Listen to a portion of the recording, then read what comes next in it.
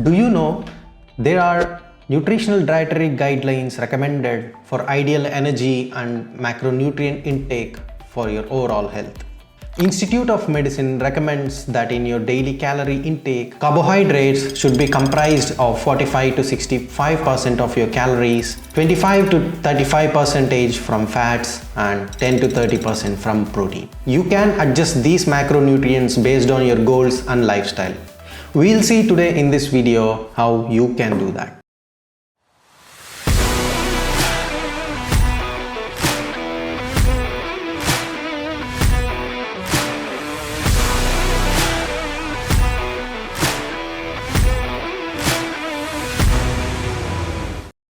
Hello everyone, welcome to another video. If you are new to the channel, go check out my previous videos as well, which we have covered on basics of health and nutrition. Also, don't forget to subscribe to the channel to stay updated on the upcoming videos as well.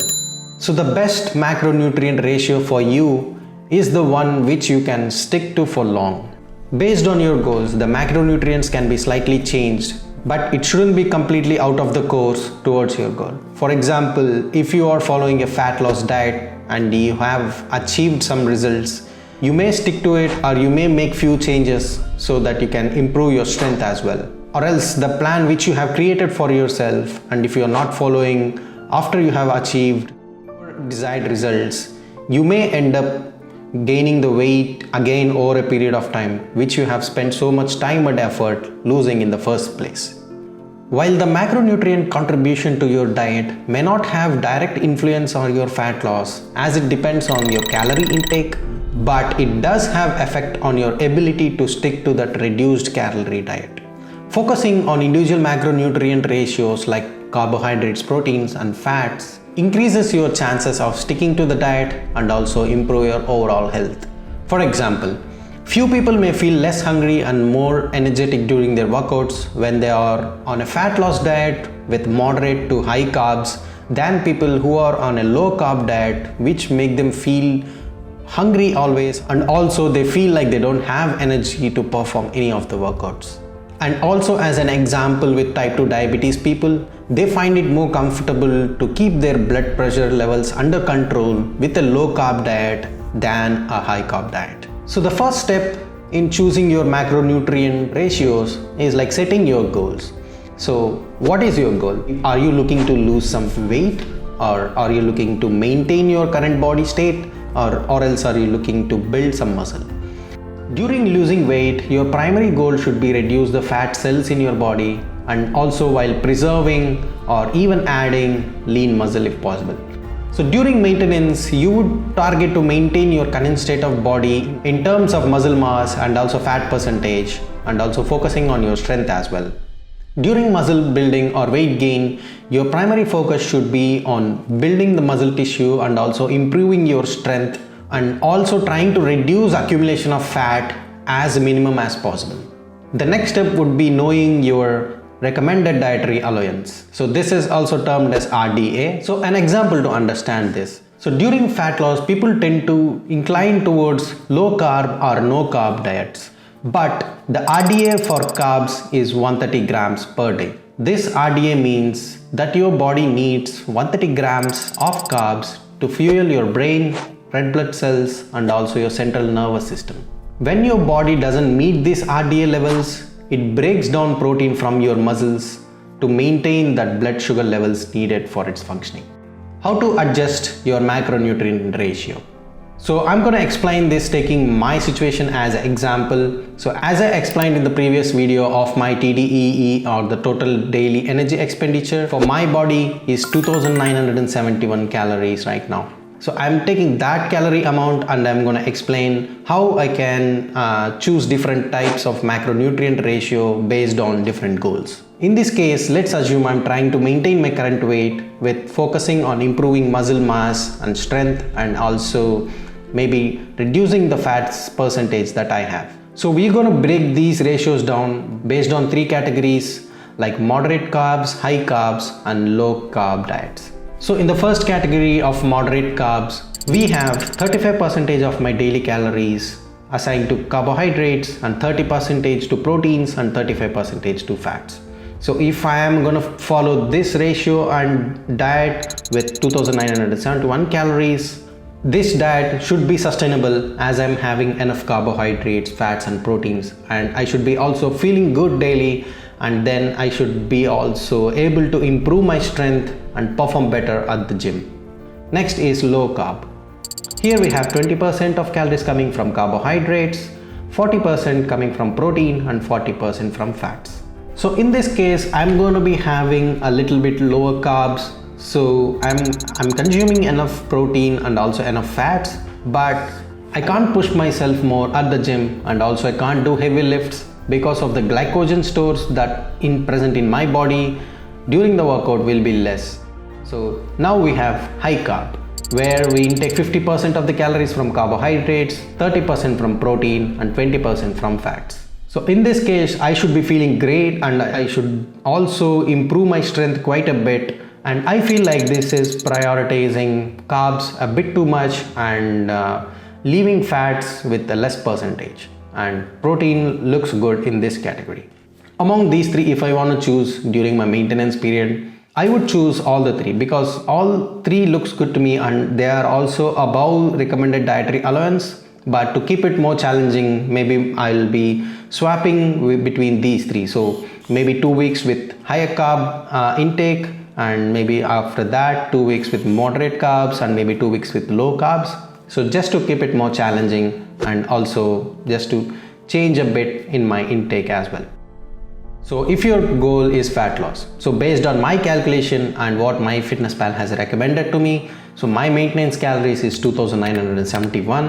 So it's suggesting me to start with a 500 calorie deficit. So that means my calorie intake per day during fat loss should be 2471 calories. So during this goal, our primary focus is going to be reduce that fat storages and maintain or improve muscle mass. So here again you have moderate carbs with the same ratio, 35% carbs, 30% protein and 35% from fat. So this macronutrient ratio during fat loss is sustainable as you are getting enough carbs. So you should be feeling good, and you should also be feeling energetic during your workouts in the gym. And this is also having enough ratio of protein and fats as well. So in the low carb diet, the ratio is 20% carbs, 40% protein and 40% of fats. So in this fat loss, I think many people kind of incline towards this ratio when trying to do fat loss. They cut completely or have very low ratio of carbohydrates. So during this period, you will be feeling starved or hungry, and you won't have enough energy to perform intense workouts in the gym, and you feel tired very easily because your glycogen stores will not be that great, and during the workouts they get depleted and you feel less energetic. And this is not sustainable as well. You can't go for a longer period of times with lower carbs and feeling this way.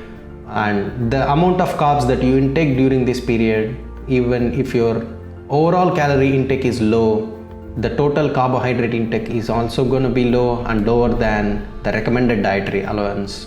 Which again, as we discussed earlier, if it's below RDA, it's going to break down protein to maintain the blood sugar levels.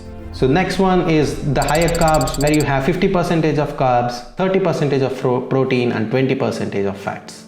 In this macronutrient ratio, you should be feeling good to work out, and you should be also having enough strength for intense workouts, but there isn't much importance given to the fats, and you can also improve on protein intake to maintain your current muscle mass without losing. So during this period, I would recommend stick with moderate carbs because it is sustainable. You can go for a longer period of times. But if you are someone who want to see results more faster, and even when feeling hungry and also less energetic, then you can choose low carb diet as well. But it's not going to be sustainable, and you may need to switch back to moderate carbs after a while. Or you can also do 3 days on a moderate carb and 3 days on a less carb diet. So maybe Monday, Tuesday, Wednesday you can do a moderate carb, and then the rest of the week you can be on a low carb diet.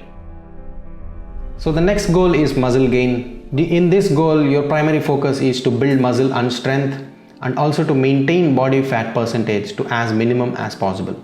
So here in the moderate carb section, we have 35% carbohydrates, 30% protein and 35% fats. This is again sustainable. You can lift heavy weights, you can see improved strength over a period of time, and this can also be followed for a longer period of time. The next one is low carb, where you have 20% carbs, 40% of protein and fats. During muscle gain and low carb diet, you can't expect to do heavy lifts and also rapid growth in your strength levels. Next we have high carb diet, where we have 50% focused on carbohydrates, 30% on protein and 20% on fat. In this ratio, you will feel great at the gym as you are consuming higher carbs and your strength levels will be through the roof. You will be increasing rapidly your strength as well. But in this diet, you can focus a bit on improving your fats as well. So if I want to choose between these three during muscle gain, I would go with moderate carbs and also high carbs, and switching between these two during that phase. Also sticking to the calorie surplus, as it's commonly recommended to have a 500 surplus, but having a greater surplus also includes adding fat cells as well. So try to stay close to the maintenance calories, or maybe 10% above it, or like 100 or 200 calories. So my current intake is 2971, and if I focus on improving 10% of that, or else maybe add 200 calories surplus, so it's gonna be 3171 calories, and I think that should be a good start for my muscle gain, to get that lean muscle and also not to have a greater amounts of fat getting added to my body. I hope you got an idea about these macronutrient goals. So whatever your goal may be, you can choose among these ratios based on how you want to feel at the gym and how you want your workouts to be, and if you want it to be sustainable and you want to do it for a longer period of time. Once you have identified your goals, your maintenance calories and the calories that you need to reach your goal, if it is fat loss or muscle gain, then the next step in that process is to have some tools with you to start tracking calories that you are consuming in a day. So among these calorie tracking tools, the first one you need is the food scale. So this is the most underestimated tool that we don't take seriously during fat loss or muscle gain. If you are with a goal of either fat loss or muscle gain, you need this tool the most to accurately measure the calories from food you eat. So think of this as a good investment you can make for your overall health. I have this food scale with me. I have bought it a couple of years back, maybe around 3 to 3.5 years, and it didn't cost me much. I don't remember the price, but since then I've been constantly using this till date, and I still use it daily to measure the food I eat. Once in a while, I'll just replace their batteries when they're out of charge, and then I'm good to go. So in my opinion, this is a good investment you can make, which helps you tracking the calories that you eat. Next one is bathroom scale. So you need this to periodically check your weight and also track your results. So you can note down how much you weigh over the week, and you can check if you are on the track of your goals. Next, you need a tracking app or a website like MyFitnessPal or Chronometer or Noom. There are a bunch of apps for this. You need any one. This app or website helps you keep track of everything you eat in a day. So we're going to discuss about how to track these calories using one of these apps in our next video. I hope this video has been helpful and you have learned something new today, and you are now aware on once you choose your goal and what the next steps are on how to choose your macronutrient ratio and what tools you need to start tracking. Hit the subscribe button below, and also make sure you check out my previous videos to start your journey on being healthy.